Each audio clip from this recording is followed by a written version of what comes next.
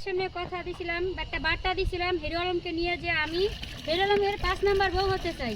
তো সেই থেকে আমি জানতে পারলাম সে খুবই একটা দুশ্চরিত্রের মানুষ, তার চরিত্র ভালো না, সে চরিত্রহীনা পুরুষ। তো এই জন্য আমি এখানে 2 মণ দুধ নিয়েছি, এটা দিয়ে আমি গোসল করে নিজেকে পাক পবিত্র করে নিব।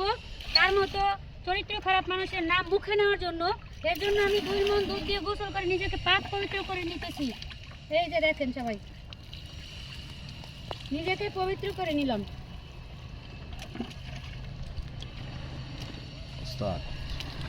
হাই হাই সর্বনাশ করছে এ আপা, আপনি এই যে এখানে দুধ দিয়ে গোসল করতেছেন কি কারণে? ভাই হিরো আলমের 5 নাম্বার বউ হতে চেয়েছিলাম, এরপরে তার অসংখ্য অপকর্ম বের হয়েছে, যার জন্য আমি আমার কথা ফিরে নিয়েছি, নিজেকে পাক পবিত্র করলাম দুধ দিয়ে গোসল করে। দুধ দিয়ে গোসল করে পাক পবিত্র করলেন? হ্যাঁ। তা আপনি তো নষ্ট হয়েছিলেন।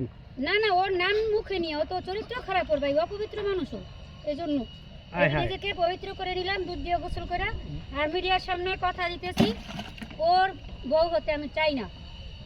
সবাই ভালো থাকবেন।